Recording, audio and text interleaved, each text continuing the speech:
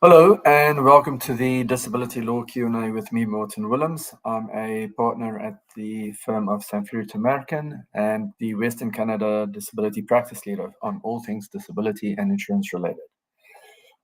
Please send us your questions. I'll respond as best as I can. Quite often we get questions that are employment related. And the good thing about that is we have an employment component at our firm and we also offer employment Q&A sessions. So, one of the things that I get asked a lot is, will my disability benefits end if my employment is terminated or ended? In other words, if you've gone on LTD or short term, I suppose, and let's say that happens on January the 1st, you become disabled, you go off work, the insurance company starts to pay you benefits. On May the 30th, your employment is terminated, but you're still disabled and you're still receiving benefits from the insurance company. The big question then is, does that impact my entitlement to LTD benefits under the policy that I have through my employment with the insurance company? The answer to that is no. If your claim started while you still had coverage, in other words, while you were still employed, the fact that your employment may become terminated after you started receiving LTD benefits or short-term benefits does not mean that your disability benefits terminate. The most important thing is that you had coverage when you stopped working.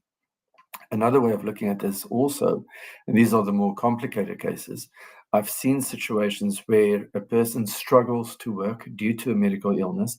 However, they don't go off work. They push themselves, sometimes against their doctor's advice, to carry on working.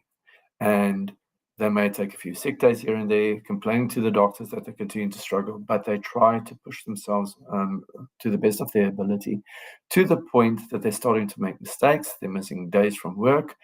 Then the employment may be terminated. At that point, the person then realizes, well, my work performance had suffered while I was doing this. And as a result, I probably should have stopped working earlier on and should have listened to my doctor's advice. You submit a claim to the insurance company and you find that the insurance company denies your claim. The reason being that when you submitted your claim, you no longer had coverage. And by carrying on working until the day that you were terminated, they will say that by the mere fact of that, you proved that you were able, in fact, to carry on working and therefore were not disabled. Those are very complicated cases. If you do have a situation like that you did carry on working, your employment was terminated, possibly due to the fact that your performance suffered as a result of your illness, which really was a disability. You submitted a claim and the insurance company denied you. I've represented, and I know my team has represented people with claims like that. As I say, they are more complicated, but we have been successful in representing clients with situations like that. So if you do have a situation like that, or you know of anybody in your family or a friend, by all means have them reach out to us and we can assist. We offer free consultations by reviewing the denial letter, the policy, the medical records, as well as a discussion with the person with respect to their personal circumstances, and then provide to them our opinion as to what their options are, what options are available to them. And then they can make an informed decision as to how to proceed. As you saw on the screen now, you can go to disabilityrights.ca for more information. We have a question from Ash B.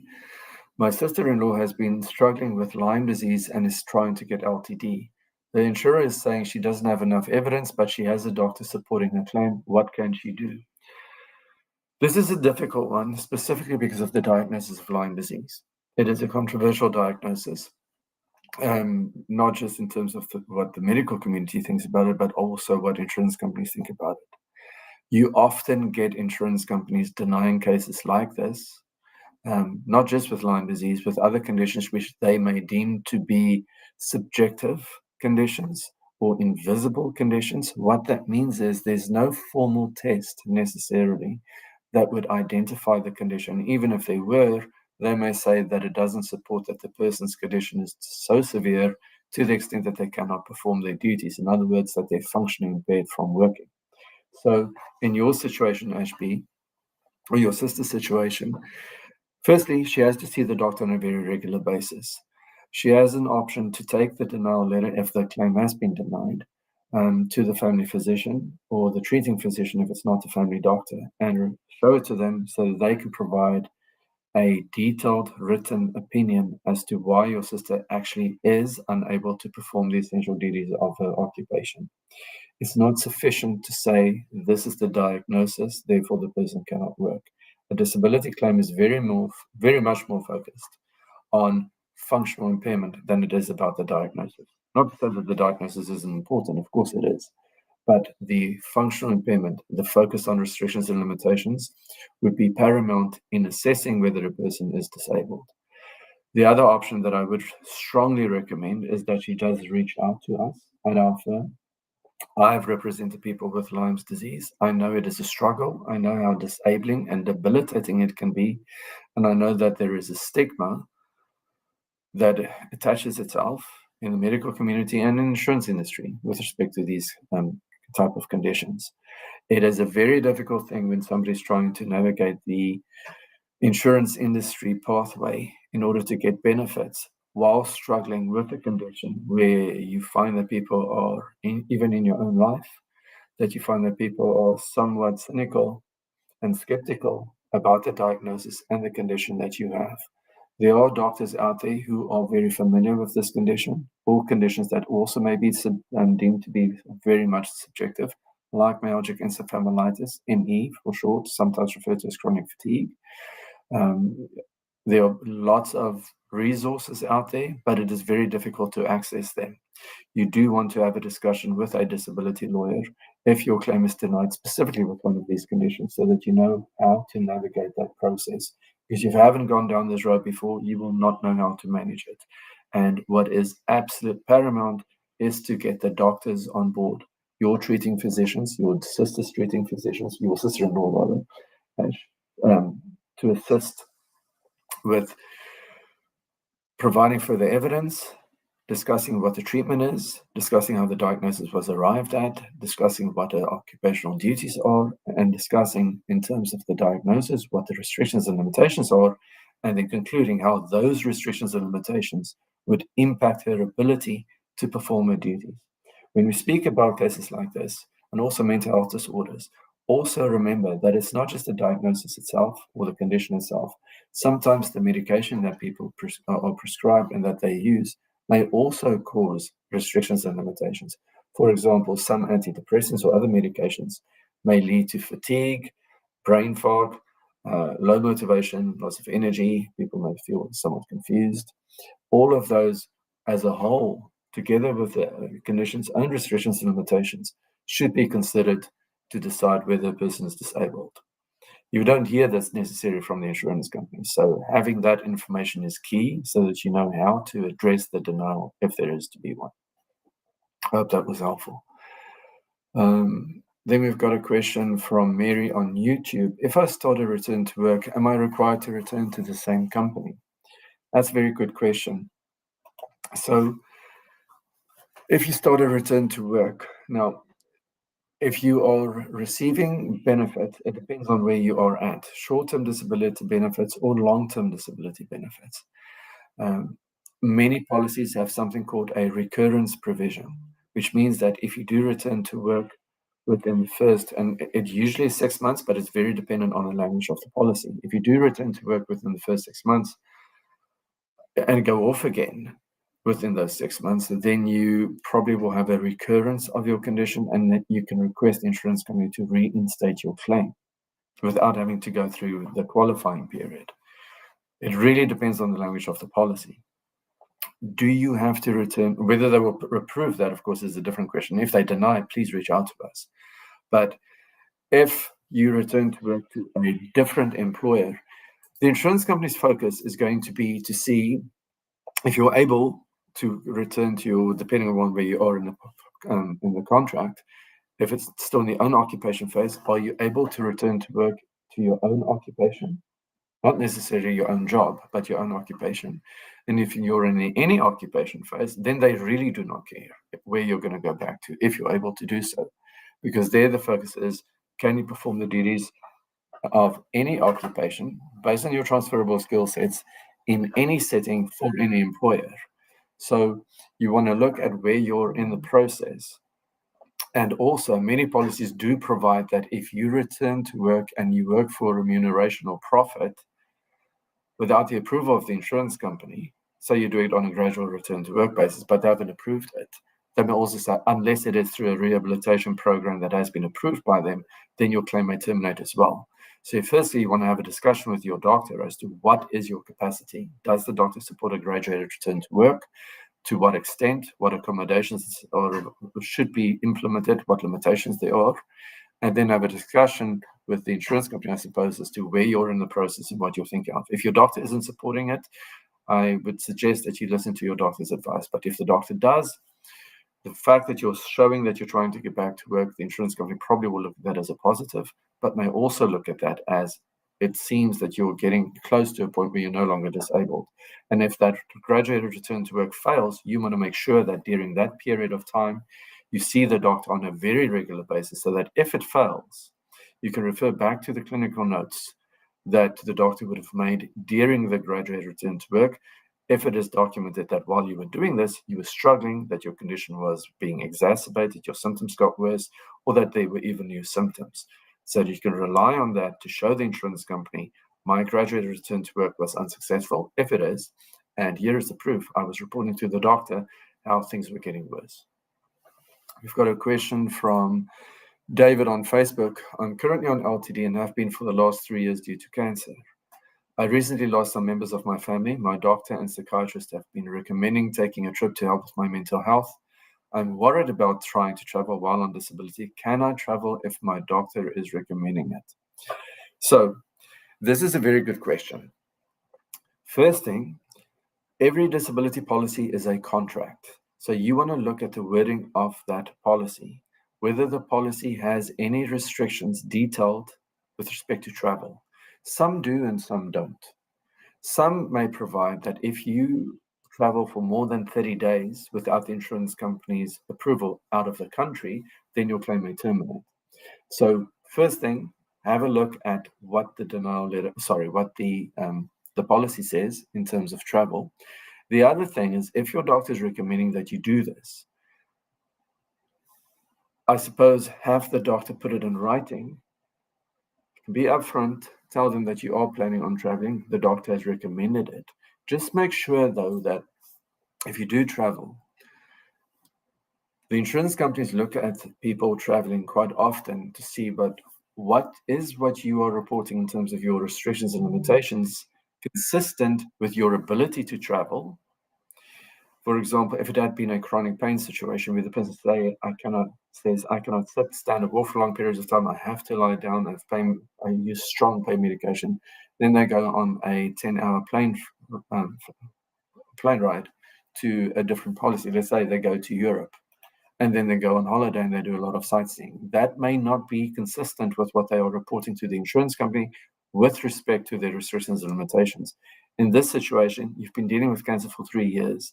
You have a mental health condition, obviously, because the doctor and the psychiatrist are now recommending it might be a good idea for you to get away, even to go and visit other family. Put it in that context, it would be surprising to me if the insurance company did, well, I shouldn't say that actually. They may deny, or it may raise red flags for them. Hopefully it doesn't, but if it does, reach out to us and we can have a discussion with you as to how to navigate that, especially if they were to deny the claim. I always tell people, listen to your doctor, follow your doctor's treatment advice. Here you have a specialist and your own family physician advising that you take certain steps with respect to your mental health. And that in itself can be deemed, and will be deemed in my mind, to be treatment as well. And you're following through with recommended treatment advice. So put it in that context, submit it to the insurance company. If they refuse, please reach out to us.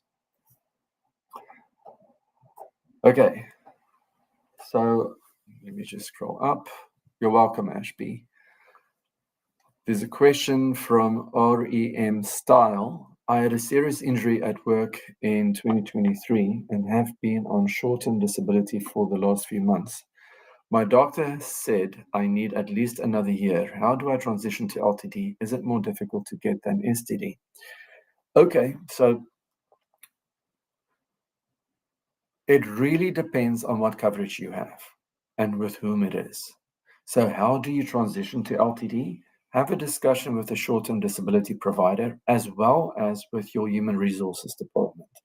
In some instances, it may be that one insurance company insures short-term where another insures long-term, or it may be that the employer self-insures short-term, uses an insurance company to adjudicate those claims, but then a different insurance company insures the LTD, or the same insurance company adjudicates the claims that are self-insured for short-term, and then they also adjudicate long-term where they actually underwrite and insure those benefits. So you want to know, in the first instance, where do you submit your application? To whom do you submit it? If it is the same insurance company, you tell them, look, my doctor has advised that I should not return to work at this time. With the doctor saying you should stay off work for at least 1 year, I'm not sure whether I'd be using that language. I would say that my condition remains so that I'm unable to return to work at this time, and that my doctor is recommending that I stay on disability benefits. You will then, if it is with a different insurance company, have to submit new documents, including the attending physician statement, the employer statement, and the sponsor statement. But here it is important to have a discussion with the human resources and have them guide you through the process to provide you with the application material, the application package, and make sure that you submit that claim within the specified period in terms of that policy, long-term disability policy.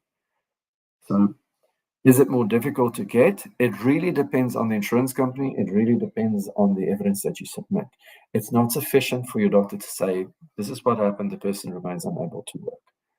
Again, as with every response, I would say have your doctor detail what your restrictions and limitations are, speak about your occupational duties, the essential duties of your occupation, and then looking at the restrictions and limitations, give an opinion as to why it is that based on those, you would be unable to perform the essential duties of your occupation. And as with everything, like we say here, if your claim is denied, please reach out to us so we can have a discussion with you and tell you what your options are. I have this discussion, and not just me, members of our team. We speak to people with denied disability claims or people who may feel that the claim is about to be denied, to at least advise them of what their options are. And many feel relieved because having information is power. Knowing how to navigate the system is huge for somebody who's struggling with an illness, being unable to work, and having the stress of dealing with an insurance company. So we offer these free consultations. And if you have questions, by all means, please reach out to us. Then we have a question on Facebook from Stefan S. An investigator recently showed up to my house to interview me about being able to do any occupation. I didn't know this would be happening. Nobody communicated with me that someone would be coming to my house. Can my insurer do this? I haven't been clear to return to work. That's not appropriate, in my opinion. You should not have somebody simply showing up at your house, being unprepared for that, and it shouldn't really be an investigator either. Insurance companies have a right, under the terms of the policy, to investigate claims. In other words, they can have you supply medical records, they can have periodic interviews with you by phone. When it gets to the any occupation phase, what sometimes happens is the insurance company may retain a rehabilitation consultant or vocational consultant to interview you. But what should happen is that person you should first be advised that this person is now going to be involved in your claim. Then when they should interact with you, they should introduce themselves and advise you of what their role is. And then if there's going to be a meeting that is being requested, they can ask you, can they come for a meeting and arrange an appropriate time if you're agreeable to that? The insurance company, in my mind, I haven't seen this happen ever, where somebody just shows up at someone's door in terms of an investigator. So I don't think that's appropriate. But I don't know what happened beyond that. I suppose if the claim is denied, again, reach out to us and have a discussion with us. The focus of that person speaking to you when it gets to the any occupation phase is they're going to gather information about your education, your training, and your experience. I know of instances where they would send out this rehabilitation consultant to visit somebody at their house, and that person makes observations. So they would speak to the insurance company when they prepare a report about how you presented, depending on your condition, of course. They're going to be speaking about what it looked like when they walked into the house, whether it was well kept, whether it was clean, who was there. They're doing all of that because they're looking for information to say, if you say, I'm so compromised that I cannot work, that I cannot clean my house, that I don't shower, that I don't dress, that I don't do my makeup, I don't do my hair, then they show up at your house and look for indicators whether that is consistent. Because if it isn't, they're going to be looking at that as just another factor which may influence their decision ultimately, whether they continue to approve your benefits.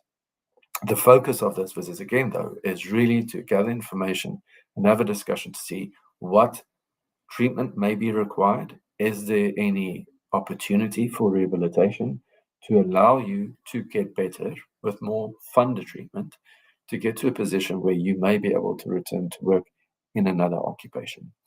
But again, if they were to have denied the claim based on that, please reach out to us. RM Style says, thank you, that's very helpful. It's hard to know where to start, and I'm dealing with a brain injury, so it's been tough understanding things lately. I'm sorry to hear that. I know this is tough, for anybody dealing with an insurance company, dealing with this in the context that they don't know how to handle this, they've never been through this, and then you're dealing with the struggle of the injury itself. If you have any further questions, please just be in touch with us and we can help you navigate this better. And I wish you all the best. I hope you do get your LTD approved. If it isn't approved, please reach out to us. As you can see on the screen, go to disabilityrights.ca. Question from Super T on YouTube. I was recently diagnosed with chronic autoimmune disease. My doctor said it would be best for me to stop working as soon as possible. Am I able to qualify for LTD if there is no cure for my condition? Well, think about the question. If there is no cure for your condition, it sounds serious. Chronic autoimmune disease would mean that you would be compromised for many other things that may go wrong. The focus, though, when you have a disability claim, if you have to go off work because your doctor suggested that you should stop working, why is the doctor suggesting that? Have the discussion with the doctor to say, it's not just to safeguard you with respect to things that may happen. You have to focus on what are the restrictions and limitations that would prevent you from working. There are many conditions where there is no cure available, but people still work with those conditions. So the focus is the severity of the condition. I'll use this as an example, which I always do. If somebody has a diagnosis of depression and they say, in conjunction with the doctor, I cannot work, they submit a claim to the insurance company, and the doctor simply says, my patient has depression, they cannot work, please approve the claim. Chances are that claim very, very likely will be denied. The reason being, many people work with depression. That is the diagnosis. But what is the functional impairment? What are the duties? And how do the restrictions and the limitations prevent the person from performing those duties? So for you, Super T, it would be the same situation. You've been diagnosed with a chronic autoimmune disease. Your doctor suggested that you stop working. Hopefully, it is not just with respect to preventative measures. When your doctor submits the attending physician statement and you do your employer statement and apply for LTD, you want to make sure that the insurance company understands, based on this condition, what is the functional impairment that would stop you or prevent you or impact you negatively from performing the essential duties of your occupation. So you want to try and get things right from the outset, right? When you submit a claim, you have to submit a few things. The first one is the attending physician statement, which your doctor completes, your physician, be it your family physician or psychiatrist or another specialist, and you have to complete a employer statement. And then there's a plan sponsor statement, which your employer completes. When you submit these documents, you want to make sure that they are completed in such a way that the person who's reviewing them understands why it is that you are submitting this claim. That's just the starting point. When the insurance company receives those documents, they very likely will contact you to perform a functional telephone interview, wherein they're going to ask you questions about your activities of daily living, your condition, your treatment, your job, with any workplace issues. They're trying to assess whether you are disabled. So when you respond to these questions, remember that. How does your disability, your condition, impact your activities of daily living and your ability to work? Chris Trey says, if you think you have been put under surveillance by your insurer, what should you do or not do? It's making me very anxious and afraid to leave my home for any reason. I'm so sorry, Chris. This is such a difficult situation, a very difficult situation to manage, because the insurance company doesn't have to tell you that they are conducting surveillance. How will you know? I've been in situations where I've represented clients who have been on claim for a while, and at some point they also start to think that maybe somebody's conducting surveillance, and they do have anxiety related to that. Is there anything you can do about it? Or when you ask what should you not do, make sure that what you are reporting to the insurance company is consistent with what you're doing in your activities of daily living, right? Live your life, but make sure that what you are reporting is consistent. Because if what you're reporting to them is consistent with what you're doing and your claim is being approved, there should not be a concern. Also remember that these days, surveillance that is being conducted is much more focused on online surveillance. So the insurance companies, through the investigators, look at what you're doing online. They're looking at your social media accounts, be it Instagram or whatever it may be out there. I don't know all of them these days, but they're looking at what do you put out there into the world through the internet as to what you're doing. Is it consistent what you are saying? If you say, I cannot do these things, I cannot travel, I don't socialize, I isolate myself, yet there are pictures of you attending social gatherings, going on holidays, showing you having fun. Not that there's anything necessarily wrong with that, but that does give them information to show this, from their perspective, that what you're reporting may not entirely be consistent with your actual functional capacity, which may lead to a denial. So make sure that, Chris, you continue to see your doctor on a regular basis. If you do leave your house and you find that there's somebody following you and it makes you uncomfortable, you can report that to the authorities as well. I'm often asked, can insurance companies conduct surveillance? Yes, they can. So, but it should not come to the point of harassment. I do post to TikTok. It's usually about living with my condition. Should I stop? I don't want to tell you not to live your life, because some people say to me that's the only social outlet that I have in terms of my condition, because it's a mental health condition. I don't see people, I don't socialize. So this is all that's available to me. Should you stop to do that? Not necessarily. Just make sure that when you do post things, that it is consistent with what you're saying to the insurance company. Social media makes me nervous, but that's me, because I've seen what can happen in terms of disability claims that have been denied based on social media surveillance. What you're posting, though, is about living with your condition. So does that necessarily mean that what you're saying is not consistent? It doesn't sound to be the fact, but you're the only one who can make that decision. I'm not saying that you should stop, but just be careful as to what it is that you're posting. Make sure that it is consistent with what you're reporting to the insurance company. And if they were to deny you, please contact us. Again, as you would see on the screen, you can go to disabilityrights.ca. I hope that was helpful. Thank you for joining us. That brings us to the end of, you're very welcome, Chris. It brings us to the end of today's session. The next session will be on Wednesday, and that's an employment law Q&A. That would be on February 28th at 1 p.m. Eastern Standard Time with my partner, Samfiru. So if you've got employment questions, please attend and send him your questions, and he'll respond to them. Thank you again for joining.